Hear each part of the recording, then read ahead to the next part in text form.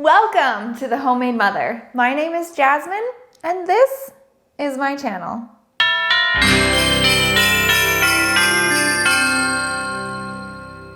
All right, guys, this is part 2 of our 3-part video of my favorite Christmas cookies. And it's morning time when I'm recording this, so I've got my gingerbread latte to keep me in the Christmas spirit and all of my ingredients, and let's get started. So today's cookie is a gingersnap. I am not a huge cinnamon person. Like, I actually don't like cinnamon that much, but ginger snaps, although they have cinnamon, I really enjoy. I find them to be just like the perfect amount of everything.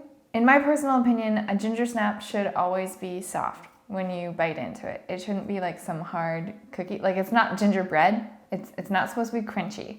When you're cooking these, make sure that you don't overcook them because they are meant to be a nice soft cookie. That is the desired consistency. We are gonna start with our ingredients.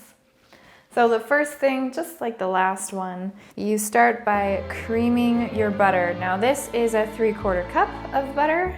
And just like last time, I'm using melt butter, which is a coconut blend. And I'm just gonna cream it a little bit. We've creamed that butter pretty good. Now we're gonna take some brown sugar. And no, you cannot substitute brown sugar for white sugar. Not in this recipe. Because the brown sugar has a nice moist texture to it, and that helps the cookie stay moist. So we want the brown sugar, not sugar.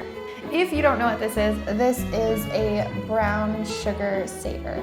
Basically, you dunk it in hot water, let it soak there for, I think it's like 10 minutes, and then you take it out and you stick it in your brown sugar. This helps keep your brown sugar moist and not get so hard and crunchy that you can't do anything with it. And if you ever are about to make cookies and your brown sugar is as tough as a rock, this will not get the sugar soft again fast enough.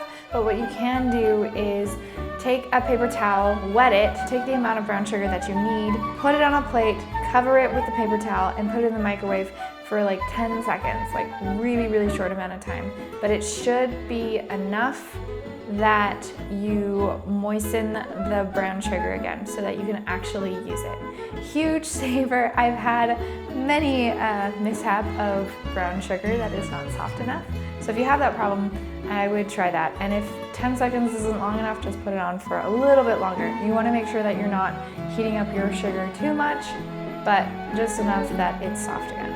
That being said, let's get our brown sugar into our bowl. So we need a cup of packed brown sugar. Now this is important because this sugar, unlike white sugar, it can actually, because it's moist, be packed right into our cup. So that allows us to get more brown sugar in our measuring cup than what you would normally have. Apparently I need to buy more brown sugar because we're on the last legs here. I got it all over the table, guys. It's all good. Baking is messy. It's fun.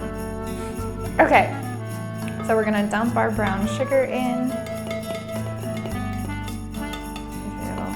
I packed it in too good. Okay, there we go. And turn it on. Okay, we got our butter and our sugar creamed together. Now we're gonna take our fancy molasses. Whoa! And we only need a 1/4 cup of this. Oh, it just comes right out. This must be fresh. Now you pour that fancy molasses into your bowl and make sure you scrape down the sides to get as much of that molasses in as you can. It's got that nice brown color that ginger snaps have. Oh, I just love it. Okay, now we're gonna take our egg and crack that baby right in there. For a second there, I thought I lost some eggshell, but it's all good. Okay, this is the point where all of my wet ingredients have been added. I like to scrape down the edges and make sure that it's all mixed together really well. See, there's some molasses there at the bottom that didn't get mixed up. Oh boy, it's looking really good. We're gonna take our gluten-free flour, and I need 2 cups and a 1/4 cup of flour. Gotta take a latte break.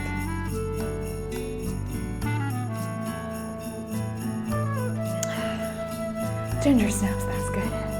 A 1/4 cup.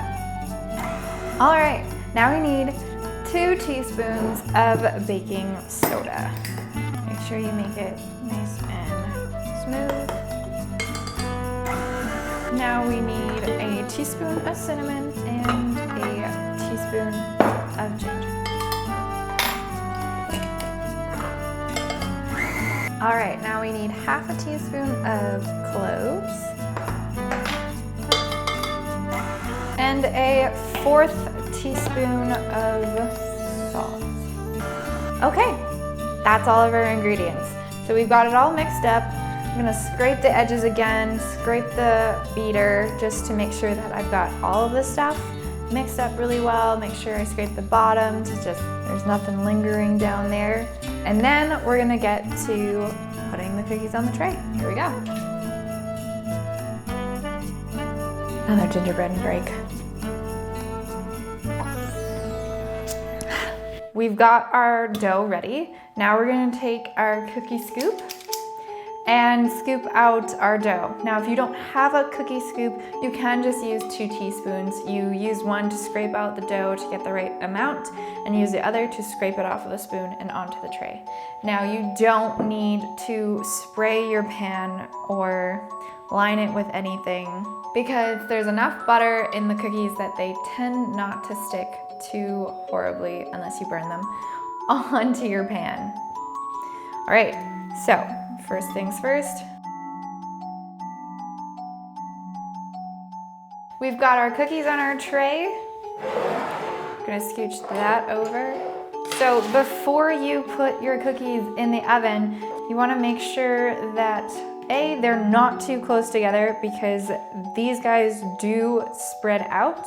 They do get pretty big, so you wanna make sure that you have a decent amount of space between all of them. And then what you're gonna do is you're actually gonna take your cookie, give it a little roll, and dip the top of it in sugar. Let's do that to all of them.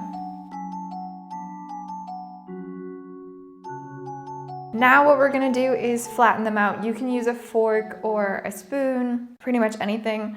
I've got this little fondant tool that I really like, and it makes a cool shape, so I'm just gonna squish it down with that.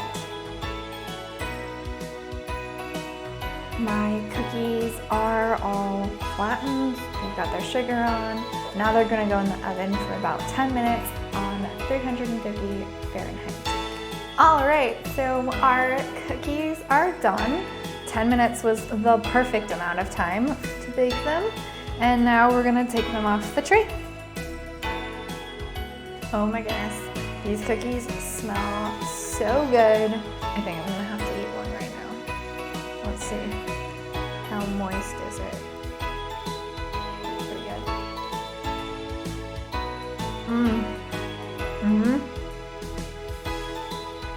It's a good cookie. Okay guys, well thank you so much for watching today's episode. I hope you liked it. I hope that your cookies are as good as my cookies are, because they're good. And I hope you tune in next week when we do our 3rd and final cookie, which also happens to be my most favorite cookie ever in the whole wide world, like ever. If you want to find out what that cookie is, stay tuned and I'll let you know. I hope this episode helped your life become just a little bit more homemade, because it's always better homemade. And that's it. Ta-ta for now.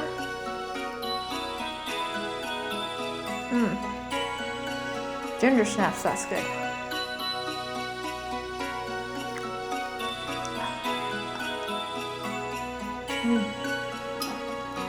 Dip it in my latte. Oh yeah. That's good.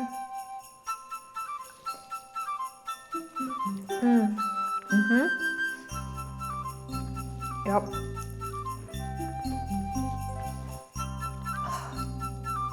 Most wonderful time of the year.